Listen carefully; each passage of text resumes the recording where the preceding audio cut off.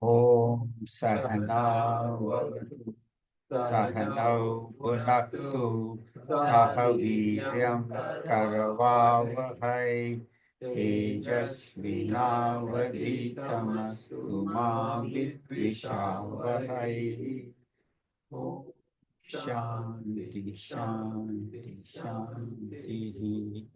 Samasta Jana Kalyane Niratam Karunamayam Namami Chinmayam Devam Sadgurum Brahma Vidvaram Sadgurum Brahma Vidvaram.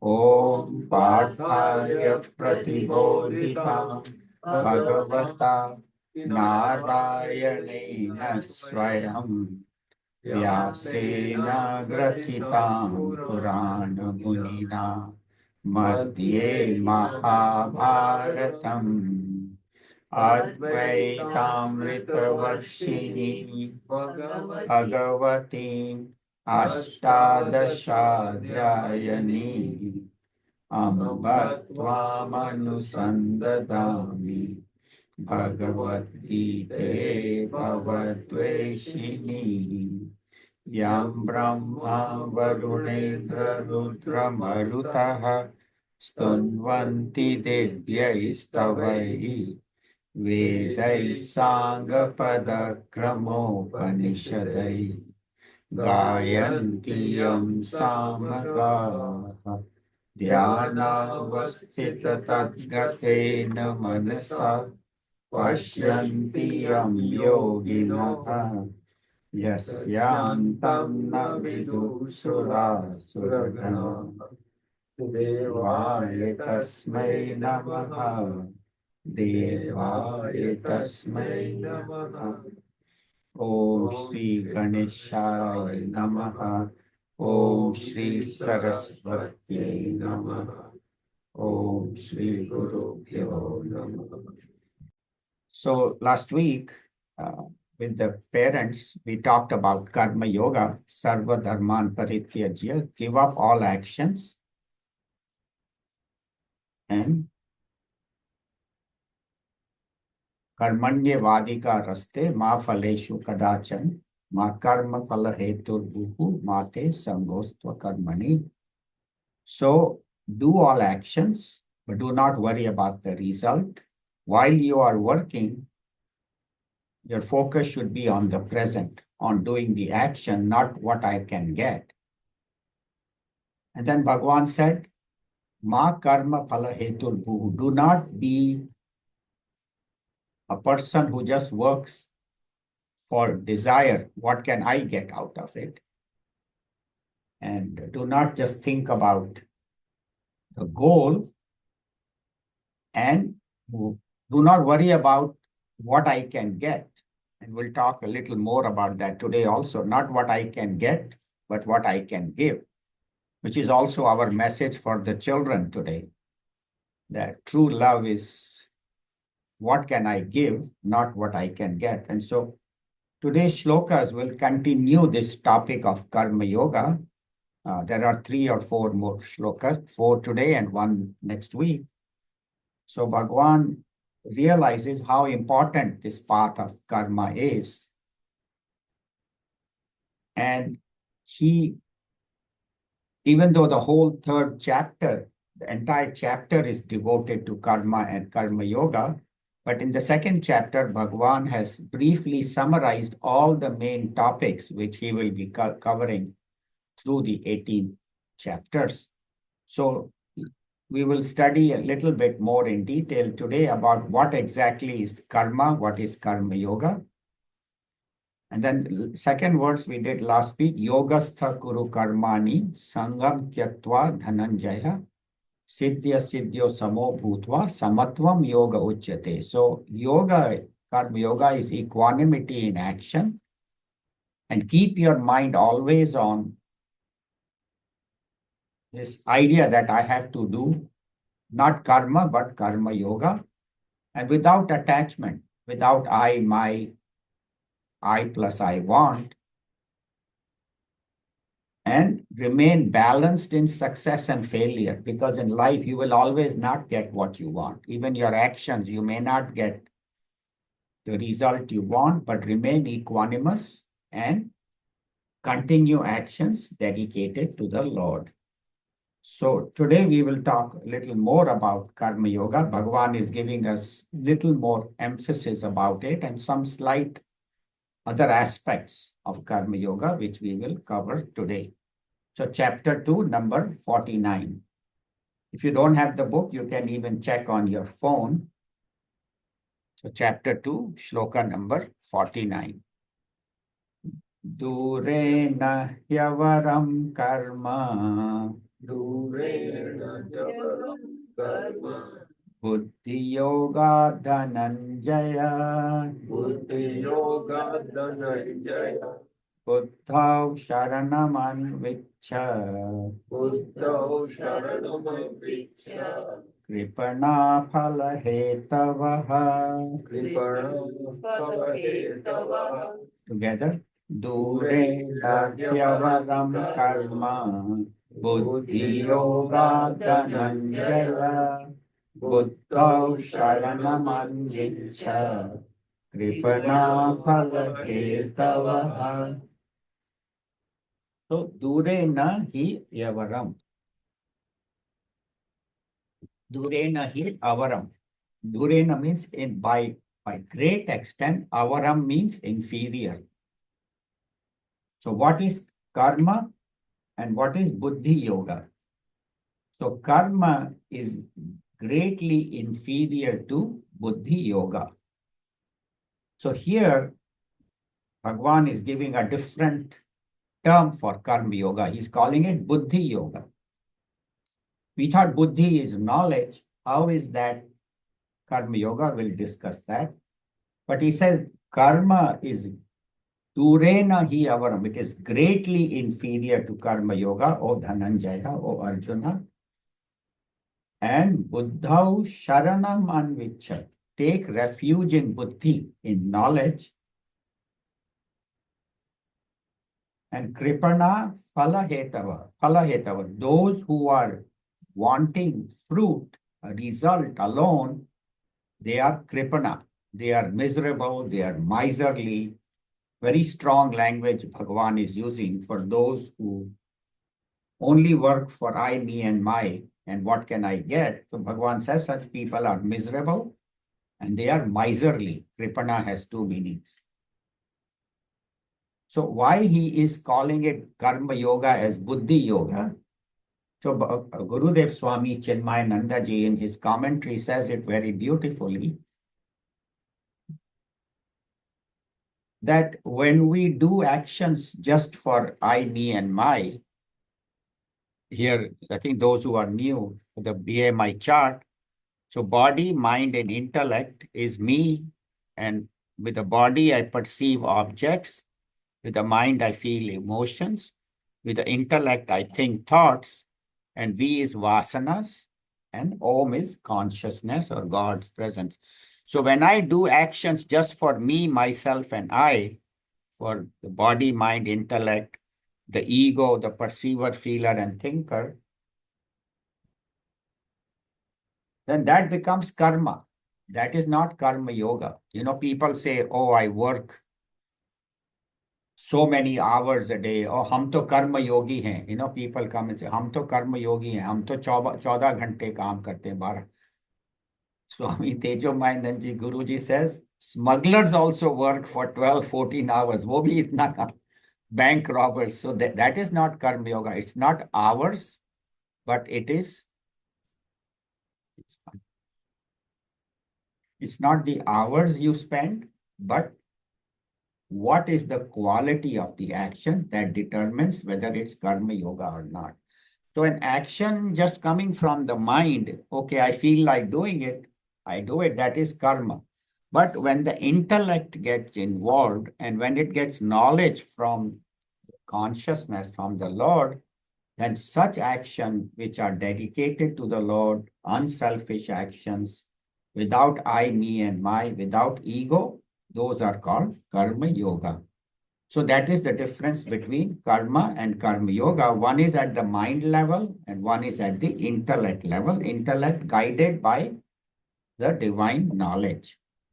But those who just work for what can I get, Bhagavan criticizes them as being miserly.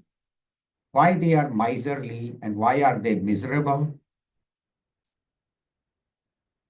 Because what is miser? A conjuice. What does he do? He has, but he doesn't want to spend it. He doesn't want to give it. किसी को देना नहीं है. It's just for me, मेरे लिए. So that is a conjuice, a miser. But same way, this person has this ability, this thinking, but he doesn't want to use it.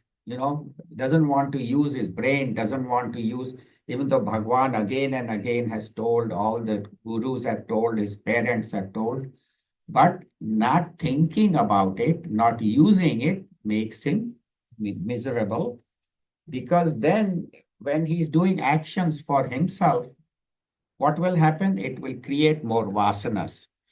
See, because avidya, how do actions come? One is out of knowledge, which is the intellect, or one is avidya, out of ignorance. If actions come out of ignorance, then every action I do, there is avidya, kama, karma. So I have ignorance. I do not know what is my goal. I do not know my true nature as consciousness. So when I do actions just with the idea that I am this human limited being and my life is for myself, then when I do actions, I get a result. So avidya gives me kama, gives me desire, and then kama gives me karma. Then I do karmas. But since I have done actions for me, myself, and I, that creates more desire. So again, more desire, then more action, more desire. I want. And what does this? Creates vasanas. It strengthens our vasana, our negative tendencies. And with such vasanas, you cannot evolve spiritually. If your mind is always thinking about action, work, and not thinking about God, then our evolution doesn't happen. And when these vasanas become very strong, then what happens? It shields Bhagwan's presence. Even though Bhagwan is in all of us, a person whose mind is extrovert, always thinking about world and what can I get, not what I can give, then such a person, he strengthens his vasanas, his desires, he becomes more and more selfish. And when he becomes selfish and when his vasanas are strong, then he even can do wrong things. If I need to get something, it doesn't matter how many people I cheat, how many people I step over. So anger, greed, jealousy, all of those come when I have the selfish desires, hatred. So as I have more desires, more problems, more vasanas, I become further away from God. And I get so engrossed in the world of objects, emotions, and thoughts that I have no time for him. And people say, oh, I am so busy working. Yes, you may be busy working, nothing wrong with work, but the work should be, part at least of my work should be unselfish. And even the activities I do for daily living should be dedicated to God. If I'm cooking, if I'm washing dishes, if I am driving, if I am at work, seeing my clients or customers, my actions should be dedicated to Bhagwan. And we find in the lives of great masters, look at Shankaracharya ji, he was here in the 7th century AD. And in a short span of 32 years of life, he accomplished so much. He wrote commentaries on all the major Upanishads. He himself composed so many beautiful texts, messages, not only bhajans, great works of knowledge like Vivek Chudamani, Dakshinamurti Stotram, and so on. He wrote a most beautiful commentary on Brahma Sutras, which nobody has ever so far written. And it is said that one time he was giving a talk on Brahma Sutras, and there was this old man in the audience who kept interrupting him. Oh, what are you saying? Make it more clear. It's not clear.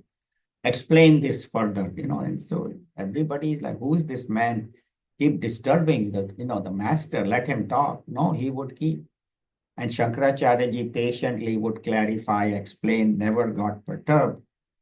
After an hour, that man revealed himself. He said, I am Ved Vyas.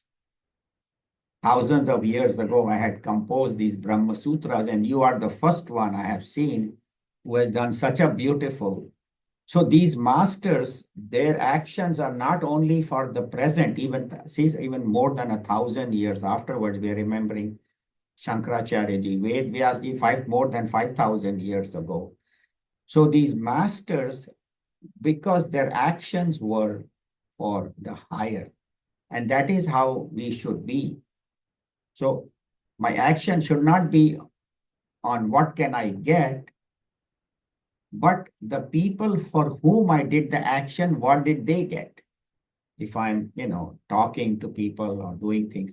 For the children, we always say, I did so much for my children. And what did I get? They don't even call, they don't even listen to me. We should not ask, what did I get? We should ask that what did my children get? Since I was their parent and taught them, did they get good values? Are they good citizens? Is their life a life of service? Are they giving back? So that is what one should do. And that's how we learn from the lives of masters. I was listening to a very beautiful quote by Longfellow, an English poet. Says, actually, Jawaharlal Nehru used to have it on his desk. And it says, lives of great men all remind us we can make our lives sublime and departing leave behind us footprints on the sands of time. So lives of great men, they remind us that we can make our lives sublime, superior. And when we leave this earth, departing, we leave behind us footprints on the sands of time. So people who are coming after us will see, okay, this person was here and this is how he lived and this is how I should follow. So those are the great people, and that is what we have to emulate, that may I leave the world better than when I came. May I do enough to help others to make this world, or am I leaving it the same, or some people leave it worse. There are some people who are criminals, but majority of the people, they come, they live, and they go. They don't do much good or much bad. But my goal should be, how much good can I do? And that is the message of this shloka number 49, where it says, use your intellect and work, and that is called Buddhi Yoga, that is Karma Yoga. Bhagavan will continue talking about Karma Yoga in the next one, number 50. Chapter 2, number 50. Buddhi yukto jahatiha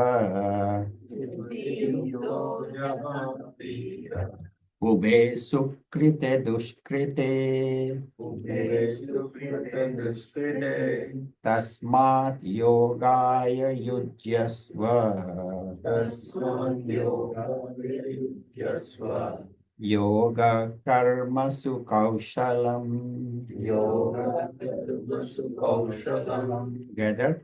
Buddhi yukto jahatiha ubhe sukrita dushkrite tasmad yogaya yujyasva yoga karma kaushalam. So buddhi yuktaha, when one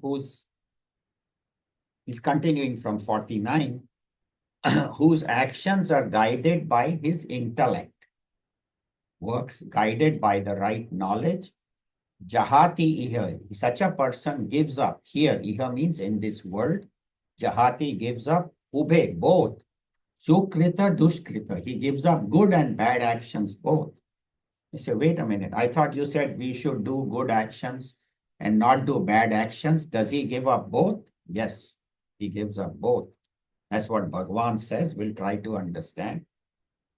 And he says, Tasmat, therefore, yogaya yujyasva. Yujyasva means focus your life, keep attention of your life on karma yoga, which Bhagavan says, the last 2, 3 verses we talk about. So keep your attention on yoga, karma yoga. And what is yoga? Karmasu kaushalam. It is skillfulness in activity. It is skillfulness. It is doing the activities well. So as we found that majority of the people, they work according to the mind. I felt like doing it, so I did it. I don't feel like doing it, I won't do it. They say, what is your duty? What is your right thing? It's okay, I don't feel like doing it. I promise somebody I'll come and help. I'm busy today, or I woke up late, or I'm tired. So we let our mind and our feelings determine our actions. But a true man means a true human being, is one who is not a slave of his mind, who is not a slave of his emotions. I feel like, I don't feel like, maybe I'll do it. People volunteer and they say, oh, I'm going to come and help, tomorrow to do this and to do that. And then they come, I don't feel like working today, or I'm tired, or I have another appointment. So they come, do half the work and leave, or don't come at all. Why? Because I'm not getting paid. If I'm not getting paid, why is the need for me to work? It's okay. If I get paid, 8 hours. If I get paid, then I'll work. Why should I do extra work?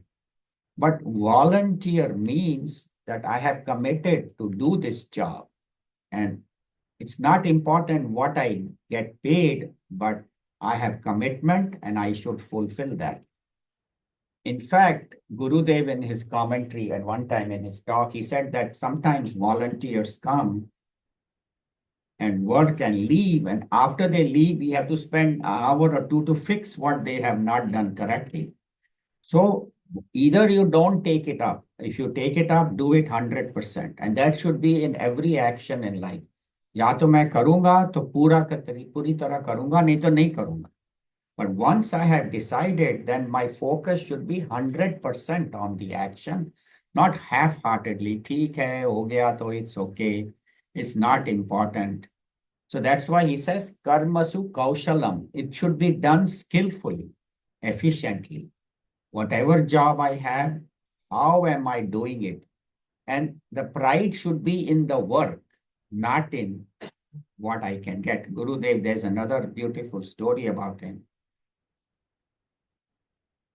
He used to write letters by hand. Those days they didn't have internet, email, and all. So everybody who wrote to him, he would reply by hand and write the letter and post it. He would stick it himself. And the beauty of it was that the stamp would be exactly in the right upper corner without, not even crooked, not moving here and there, in perfect alignment. The left side, the address, his address would be beautifully, correctly written. The person's address would, and when he would stick it also. So the point is that he not only paid attention to the letter that he wrote, every letter he wrote to people was full of message. Even if somebody said, how is Guruji, Gurudev and Swamiji wrote him a letter, he would always reply. Every letter he replied personally, and every letter would have some personal teaching in it. That's why there is a book, Every Breath a Teaching. Whatever he spoke was a teaching for others, for us. And so these letters have been preserved and saved. Chinmaya Mission has collected them and they have taken out books. That how beautifully and skillfully Puja Gurudev used to do every action, precise. When he's walking, cleanliness, punctuality, he was very particular about it. But then there are others who are skillful in the wrong way, like hackers, people who create these viruses. And they love to do that. And they create these horrible viruses and they just release it on the internet, and anybody who clicks, it gets onto his computer and destroys them. Now, of course, we have viral programs, but they keep making new and new viruses. So the program also has to be up. So they are very skillful. They can destroy thousands of computers at one time, hack them. But that is not karma kaushalam. That is in akarma kaushalam, doing skillful in the wrong activity. Or bank robbers or, like that, who plan major robberies. How many days and months they spend planning, hours at night, and then they will, precise at this time. They have 3, 4 teams, and every moment they coordinate and, by radio. It's very skillful, but it is not. So my goal should be that whatever I do, I should do well and do good actions, not skill in the wrong kind of actions. And my life, how do I live my life? So there's another interesting story. So there's this man went for a conference to Las Vegas and stayed for a whole week. And he came back and his friend, said, so how much did you win in Las Vegas? He didn't want to know how much he won, how much did you lose? See, but he can ask him that. He knows haar ke aaya hoga. So he said, how much did you win in Las Vegas when you went? He said, I didn't play. He said, you didn't play?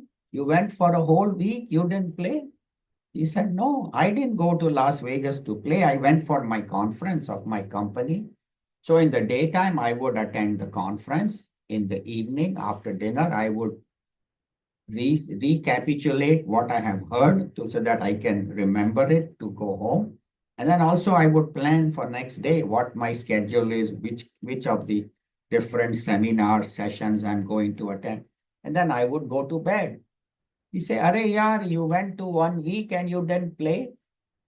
That is how our life should be. That here I am, for what purpose am I?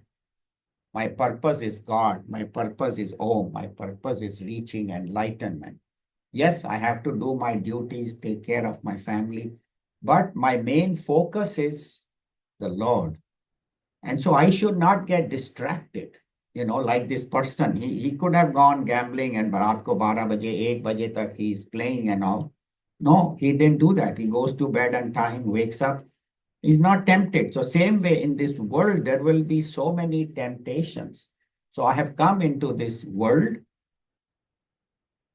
to serve society, make the world a better place, and to reach God, enlightenment. And that has to be my focus. And in the middle, there will be so many distractions. People will say, come on here, let's go here, let's do this, let's do that. Yes, to some extent is okay.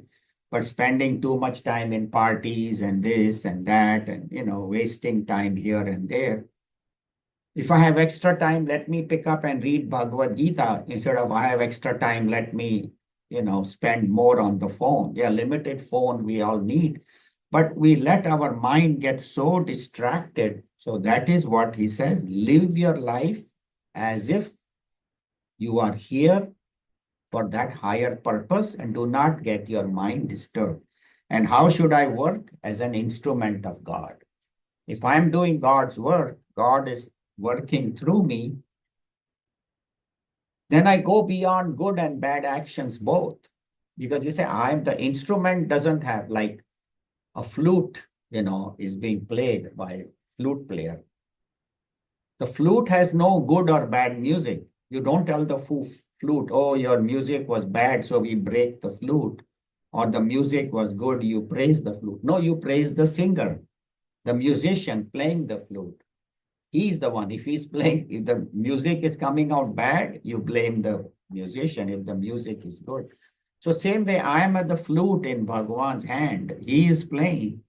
Good and bad all belongs to him. Nothing belongs to me because I am just a humble instrument. And whatever is coming out is Bhagwan's breath. Whatever I'm speaking, whatever I'm doing. So when you do, then you go beyond good and bad. You say, maine to kuch kiya nahi. I didn't do anything. God did. If you have any problem, go talk to him. So when we work with that attitude, then our actions automatically become pure. Automatically, you cannot do bad actions if you are working as God's instrument, if you are remembering God. हमेशा भगवान को याद करो तो कर्म हमेशा अच्छे होंगे. It will never be bad. So that is karma yoga. And that was Arjuna's problem, misunderstanding, because he thought that he came to the battle to fight and against the evil, and then he saw his grandfather, his guru, and he got deluded. Why? Because he forgot his duty. But if he had remembered that my goal is I'm working for the good cause, then whatever is the obstacle, he won't have any problem. Recently, I heard a very interesting thing on the internet. So he says, what is the difference between Bhishma and Jatayu? You know, Bhishma Pitama, even though Bhishma Pitama was such a great scholar, so knowledgeable, so revered and respected, and Jatayu, you know, the one who, when Sita ji was being kidnapped, he fought with Ravana and Ravana killed him. What was the difference? It's very important. It's very interesting. Say, Bhishma Pitama saw a woman being molested. And Jatayu also saw a woman being mistreated. What was the difference? Bhishma Pitama didn't interfere, even though he knew what was right. Jatayu said, what is happening is wrong, I have to interfere. Bhishma Pitama, Draupadi was his relative, his grandson's wife, so his own daughter-in-law. And yet he didn't do anything, while Jatayu had no relation with Sita ji. He didn't even know who she was, where she's coming from, where she's going, why. He said, kuch galat kaam ho raha hai, I have to fix it. He had no relation, while Bhishma Pitama had a very close relation. And Bhishma Pitama had the ability to stop it. All he had to say was, I'm not going to tolerate, and this would end. And Jatayu did not have the ability to stop it. He knew that I cannot beat Ravana. He had no ability, but he still did what was right. And he even sacrificed his life for that. So that is, even though we revere Bhishma Pitama and then Jatayu, but whom do we watch with more respect? Jatayu. He gave up his life to save Mother Sita, and then he stayed there until Ram and Lakshman came, and he told them, he kept himself alive.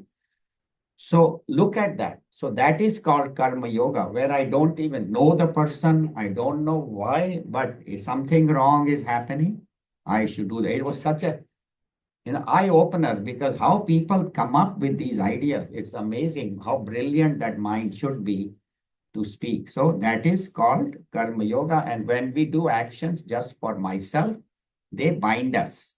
We become a helpless slave to our actions, because we do more actions, we create more vasanas. When you create more vasanas, you get more bound, and then you do more and more selfish actions. Now we'll go to number 51. Beautiful. Each of these shlokas is so powerful, is power-packed. So much material of how we should work in the world. So number 51, chapter 2.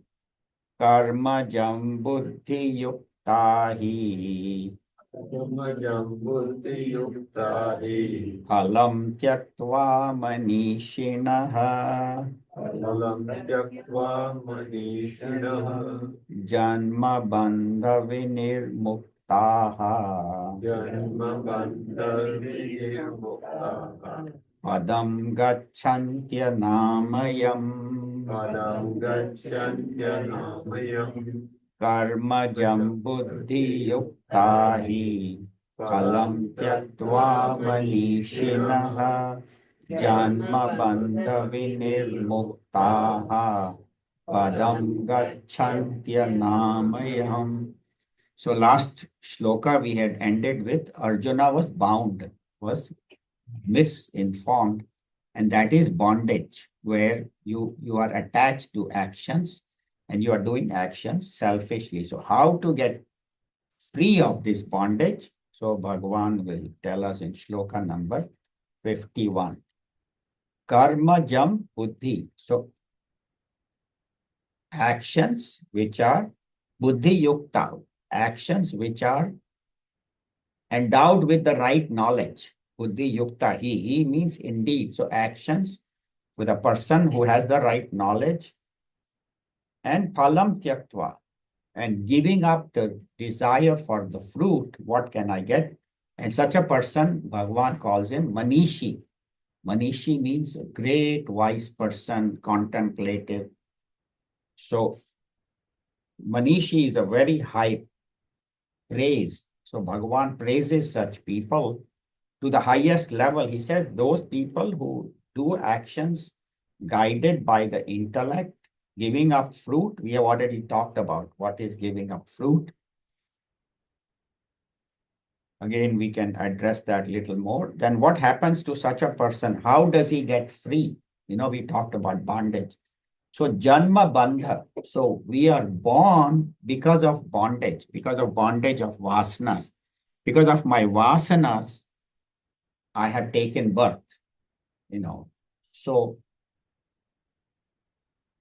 because we are bound by, and what will happen in this life to the vasanas, we'll talk about that. And it says, Janma Bandha Vinir Muktaha. So the bondage of birth, because of which he was bound, Muktaha means free. Visheshena, we and me, two upasargas Bhagavan has used. We means Visheshena Mukta. He becomes completely free. And Nishchayena Mukta. So completely he becomes free, who does actions which are without fruit and guided by his wisdom. And then what happens to him? He said, what is the benefit of that? Chalo, I do karma yoga. What am I? Is there any benefit? He said, Bhagavan says, Padam Gachanti. Such people go to the highest abode, Anamayam, which is free of disease, free of illness, free of evil. So the first thing is even-mindedness, evenness. Even last week we had talked about Siddhya Siddhyo Samo Bhutva, remaining the same in balance in heat and cold, joy and sorrow, success and failure, or not, oh, I have decided to go and work today. I have told somebody I will come, and now it's too hot. I don't feel like going, or it's too cold, or none of those. So even-mindedness, doing actions without worrying about fruit. We talked about fruit. What am I going to get? And where does the fruit come? From ego. Because I think I am this egocentric individual, so I do actions just for me. And one who does actions without worrying about results, without worrying about ego, then he gets free from the bondage of birth. What do we mean by bondage of birth? So vasanas is the bondage, and that is why we have taken birth. If I do actions selfishly, I strengthen my vasanas, I increase them. But if I do actions unselfishly, without I, me, and my, and give to others, then it will reduce my selfishness, it will reduce my possessiveness, it will reduce my vasanas. So Gurudev in his commentary says that my vasanas which are binding me, but will get reduced. So how do we reduce our desires, our vasanas? By doing for others, doing unselfishly. And anamaya means without illness. So there are three kinds of illnesses in Sanskrit: Vyadhi, Adhi, and Upadhi. Vyadhi is physical illness. Adhi is mental illness. And upadhi is intellectual. So physically, I could have illness. Mentally, I have a lot of sorrow, joy, fluctuations. Or intellect, I have confusion. What am I to do? What am I not to do? But a person who does the right actions, then in his mind, there is no fluctuation. There is no doubt. There is no joy and sorrow. He does actions dedicated to the higher. There's a very beautiful story in the life of Raman Maharishi. I'll cover that briefly. So Raman Maharishi, as we know, was a great saint. Recently lived in the 20th century and lived in Tiruvannamalai in South India. And he stayed in that temple, and people who wanted, we never traveled, people who wanted to know would just come and ask him questions. So one day a devotee came, everybody had gone, and it was afternoon, all the meeting had ended. He said, Bhagwan, what is karma yoga? Can you teach me karma yoga? So Raman Maharishi's method of teaching was very interesting. So they had finished lunch. He said, let's go for a walk. Go for a walk. Okay, let's go. So they were going up the hill. There was a small hill on Tiruvannamalai. So he was walking and he had a sharp knife with him, Raman Maharishi. And on the way, he broke, there was a branch broken, like almost old. So he broke that branch of the tree and he said, let's walk. So he carried that branch up and they went to the top of the hill and they sat down. So the man also sat down, the other one. And then Bhagwan Raman Maharishi took his knife and started scraping. So he removed all the branches, all the bark of the tree and cleaned up all the tree, removed all the, dirt and all, and made it a beautiful, nice walking stick, beautiful stick. Spent about 3 hours, completely, perfectly he was doing the work. Not talking, not paying attention to anything, not even talking to the guy. And he said, I thought he'll give me a lecture. He's just making a walking stick. Ye kya kar rahe? He kept on, okay. So again, they were walking down. Again, Raman Maharishi just talked in general, never answered his question about what is Karma Yoga. He came down from the hill and there was a cowherd boy who was taking the sheep, for grazing. And he would take them up the hill, a little bit up the hill, wherever they could climb because the grass was better or here and there. So Raman Maharishi says, this young boy, he goes up and down the hill all day and he needs a stick to walk. He gave him the stick and left. So that man understood that that is Karma Yoga, where this person, first of all, he was perfect in his actions. Secondly, he didn't say, oh, I spent 3 hours, I worked so hard. Right person came, he just gave it away. So my question has been answered. He didn't need to speak a single word just by his action.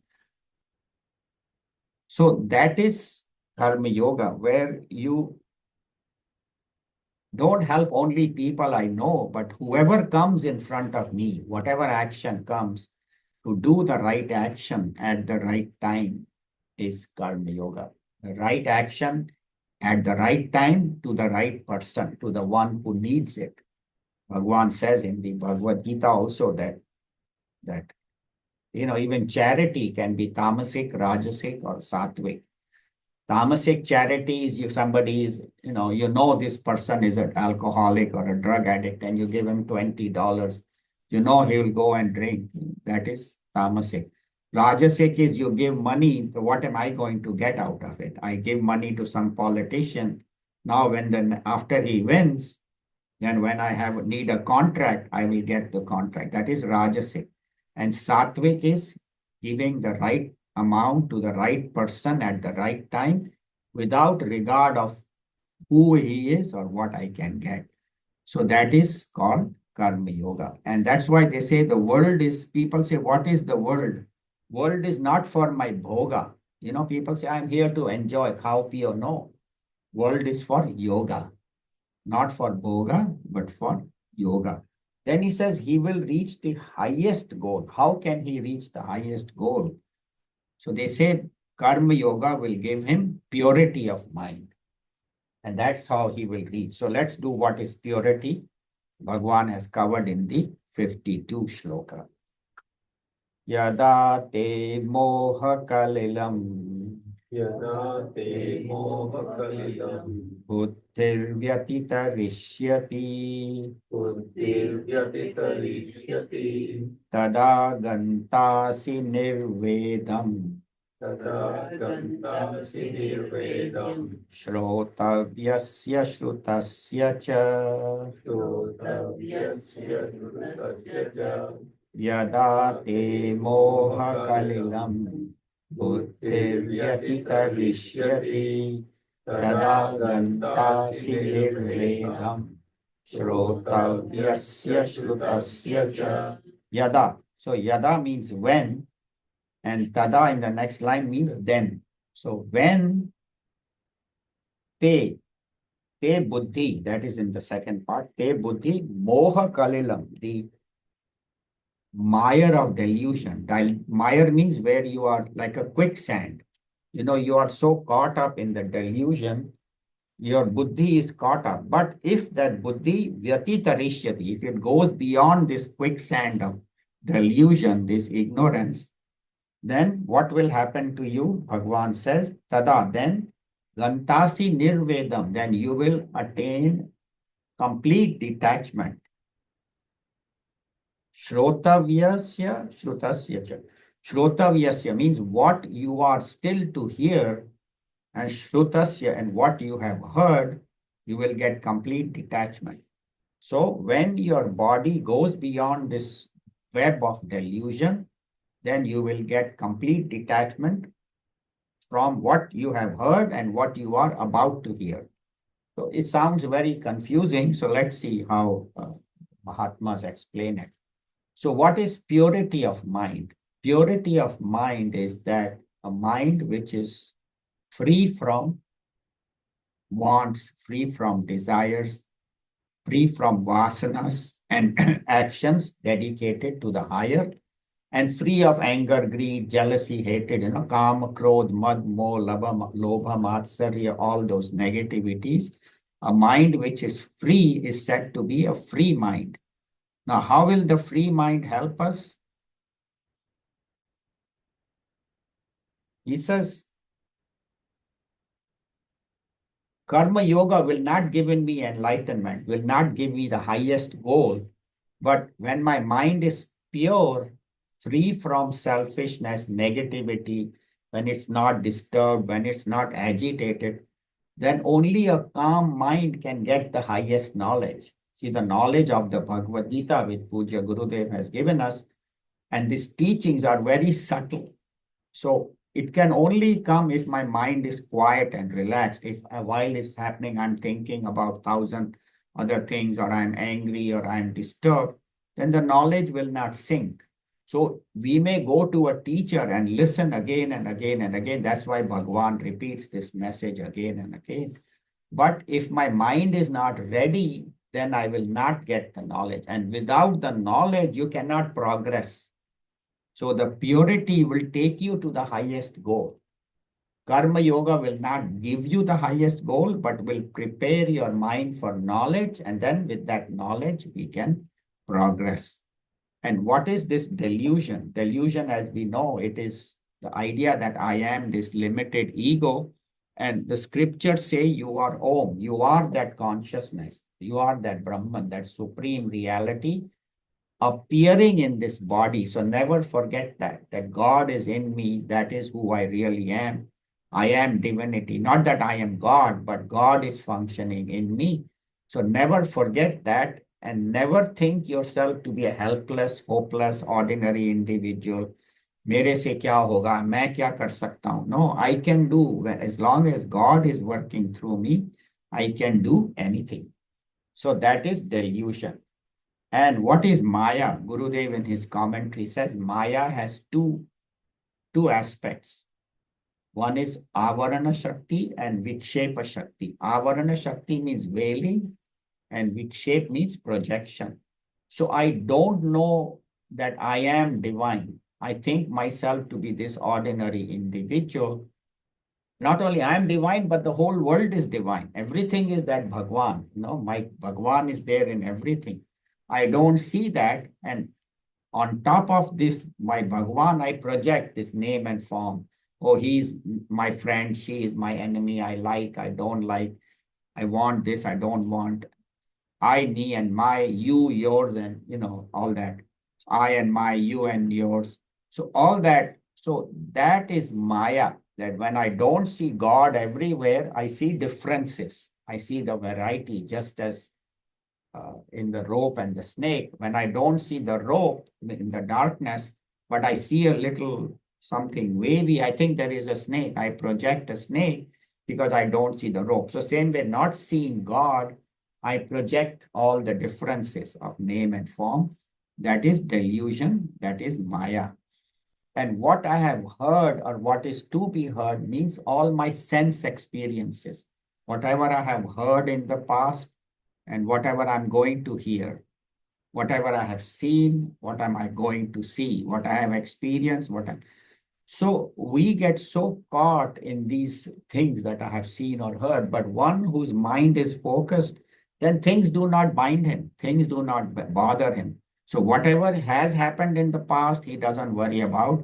Whatever is to come in the future, he doesn't worry about. Why? Because my goal is God.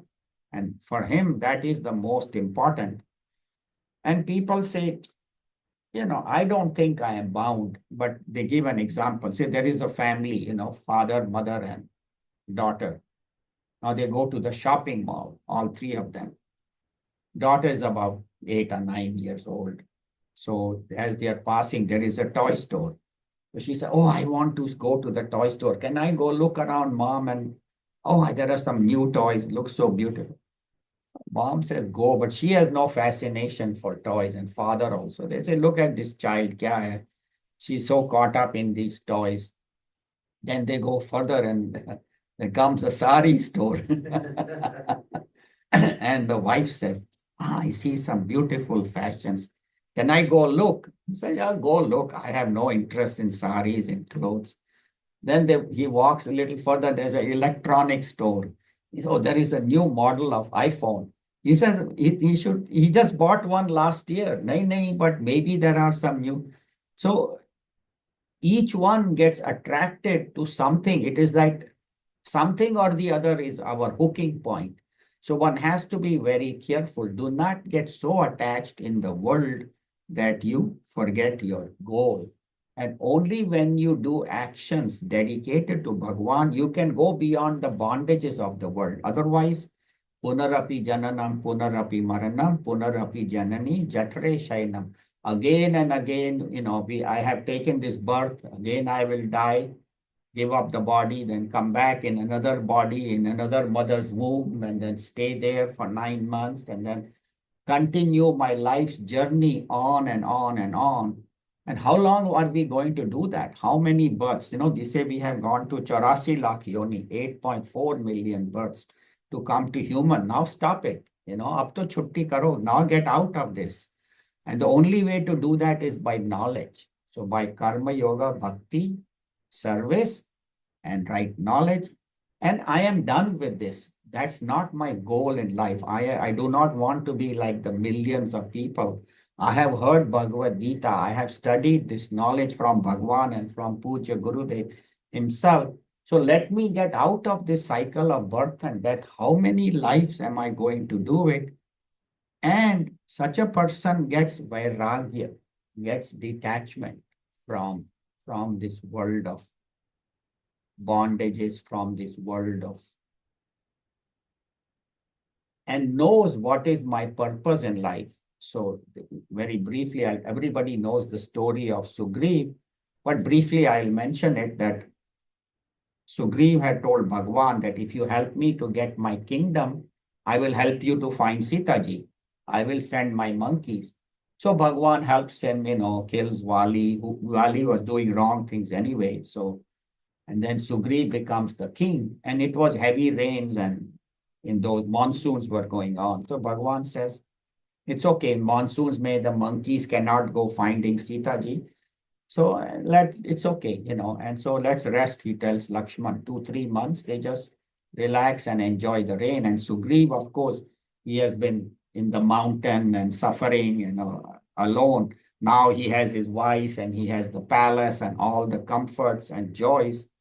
And so he starts enjoying, how you enjoy all the sense pleasures, everything.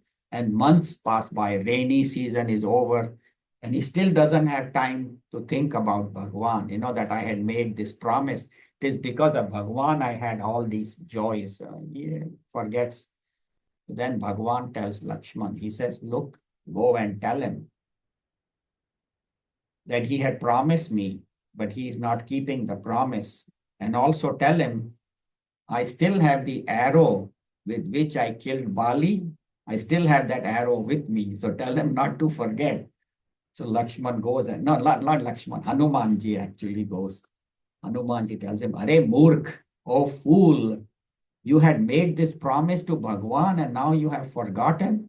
And now you are doing whatever you want and you have forgotten your promise. He's the one because of whom you got the kingdom. And Sugriv immediately realizes his mistake and then, of course, sends all his monkeys to find Sitaji.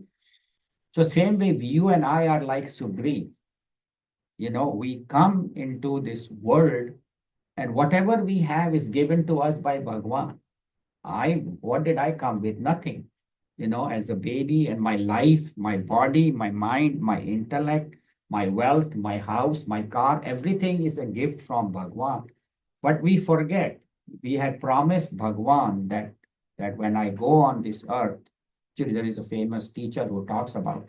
He says, when you go to earth, we had promised Bhagwan that I won't forget you, and B, I will do your work. And we, like Sugriv, we forgot both. Why am I here? I said I won't forget Bhagwan, we forget.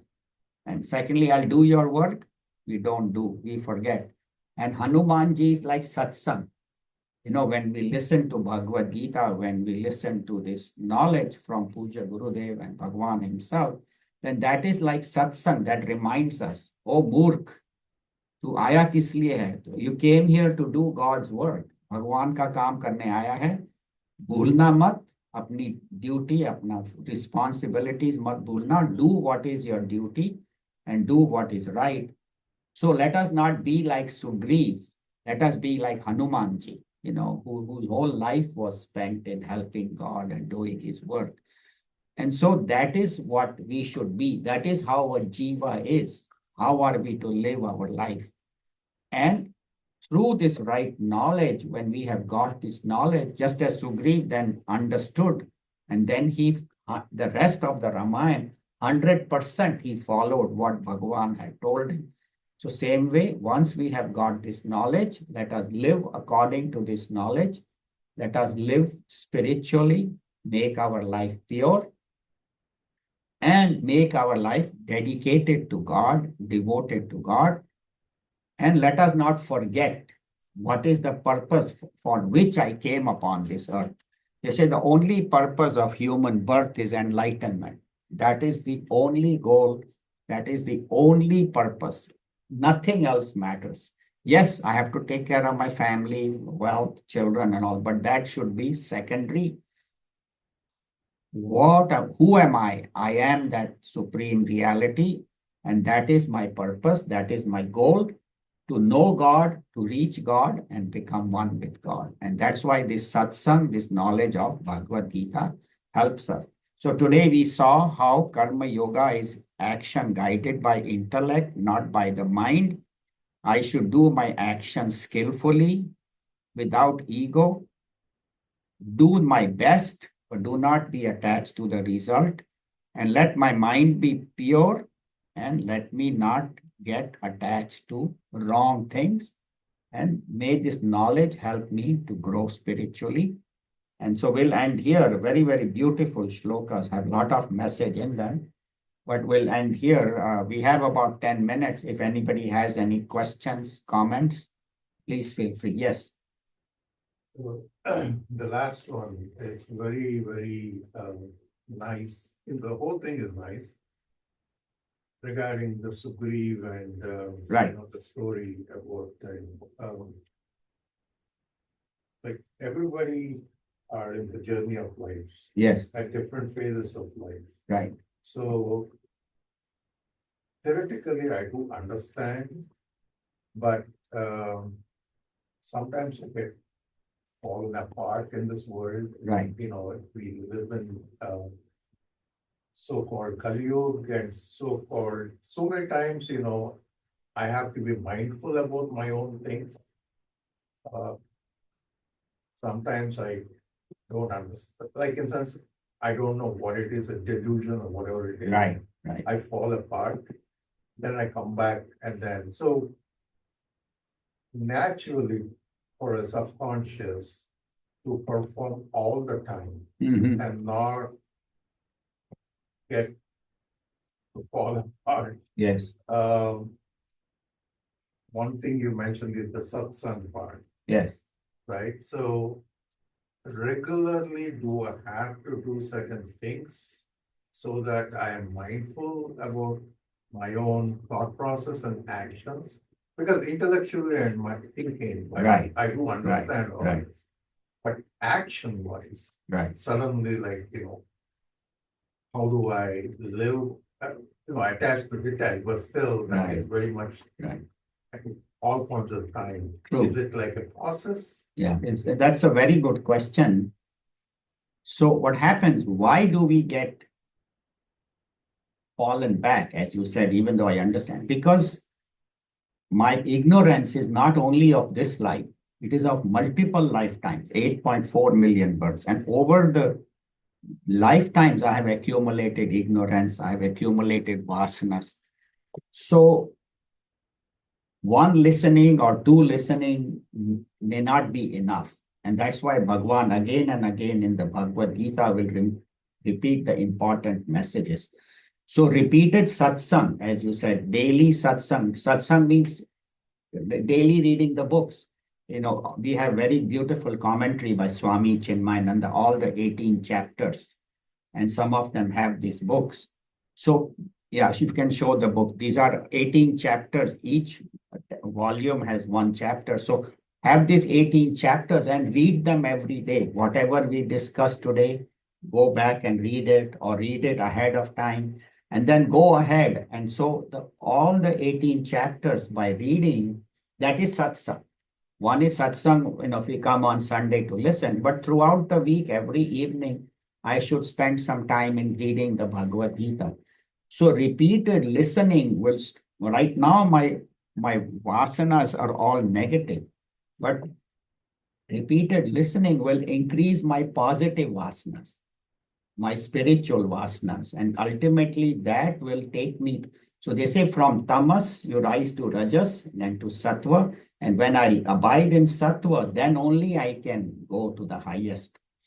So first of all is repeated listening. Then secondly, be always aware of what my mind is doing. Is my mind going in the right direction or the wrong direction? So constantly watching the mind and making sure that my mind is going in the right direction. So being alert, living a life of alertness.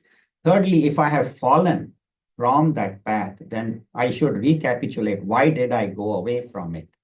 So let me not repeat that mistake again. So introspecting every day, that did I live my life according to Bhagavad Gita principles, according to what Bhagwan Sri Krishna told me or not? And fourth is seeking guidance from teachers and inspiration from all the great Mahatmas who have gone before us. Shankaracharya ji, Mirabai, her teachings, Tukaram, Tyagaraja, so many great scholars have come and gone who have given this beautiful knowledge to us. Lokmanya Tilak, who has written Bhagavad Gita. So taking inspiration from these great masters, great teachers, Ved Vyasji, Bhagwan himself came on this earth. So all those four methods, repeated listening and keeping watch on the mind, not let the mind go here and there. Third is, if I've fallen, get back. Like if fall off the horse, get back on the horse. And fifth is take inspiration from great Mahatmas. So if we follow these four steps, I'm sure, and again, Arjuna, Bhagwan tells him, Abhyase na tu kaunteya vairagya. How do you control your mind with abhyas and vairagya? Repeated practice and detachment. So detachment means let us not depend on the world for happiness. So when we do all that, and repeated practice is the only way, practice, practice, practice. Otherwise, this knowledge, one or two or three listenings will not. That's why daily satsang. Satsang means daily listening or reading, or even on the YouTube. Now there are so many talks by all the Swamijis of Chinmaya Mission have talks on YouTube on any topic we want. You can listen to that. But I think reading every evening is very important. I find that that helps me to clarify my knowledge. So I hope that answers your question. Yeah, yeah, I yeah. had a similar question to what he asked in terms of actions, A little louder so people on Zoom can. Are you able to hear the question? Yeah, the first question was how can we stay on the path and not get distracted? And second one, yeah, go ahead. Little louder, yeah. Similar question to what he asked, regarding actions, when we do something, we talked about this in sessions past in previous weeks where everything we're doing, we're keeping God in mind. We're doing it, thinking that we're doing it as we're worshiping God himself or the one. So in actions, can we then say, I know he kind of alluded to that too, was do we have to continue doing rituals, doing spiritual devotion, other things, or can we keep living our life with God in our mind and doing those actions in a pure manner, such that, we might not focus much on devotion and rituals and, what we're learning here, reading and things like that, but we're focused on our daily actions, daily, whatever we're doing, Right. keeping God in our mind. So can we differentiate between these actions, saying one is better than the other, both keeping, with one in mind? Or do we still have to have one of each, some of each? Can we do one versus the other? What's a good combination? Right. So I think his question is that, is it enough to do good actions or do we have to do rituals? Do we have to do some puja formal? And do we have to keep listening and get the knowledge? Did you have a similar question? Mine was different, but go on. Okay, different. So it is very important to do all. Doing actions is very good. But if I don't have the knowledge, then I can get disturbed easily. So that is number one. That knowledge will guide my action. That's why he says Buddhi Yoga. The knowledge has to be guided. No, action has to be guided by Buddhi, by knowledge, number one. Number two, I have to love God. You cannot only know God, but you have to love God. And when you love somebody, it's important to spend exclusive time. Like you say, you have your son or a daughter, and daughter comes, Mom, I'm having problems. You say, okay, I'm cooking. You can tell me, I'm still busy. I'm collecting the dhania, jeera. Mom will say, she'll say, no, no, no, no, Mom, sit down and give me time. I'm having serious issues. So you have to stop what you're doing and say, no, okay, Beti, come, let us sit and I will answer your questions, your problems. So same way, you keep God in your actions, that is very good. That is like doing dhania, jeera and all. But then you have to set some exclusive time. Okay, it's Bhagwan, you and me alone. So doing some prayer, some ritual, some meditation where I have exclusive time for God. It is very good to keep God with you at all times, do good actions. But some amount of bhakti and some amount of gyan is very important. So you have to do all, I think. But somebody may be more karma yogi, somebody may be more bhakti, somebody may be more on gyan marg, but ultimately all of them should be done. Yeah, I think our time is up. So maybe we can answer next week. Absolutely. If you can keep your question, please, and feel free to ask. Don't. So we'll end here. Om Sarve Bhavantu Sukhinaha. Sarve Santu Niramayaha. Sarve Bhadrani Pashyantu. Ma Kaschid Dukhabhag Bhave. Om Shanti Shanti Shanti. Hari Om Shri Guru Pyo Namah. Hari Om. Thank you. Hari Om.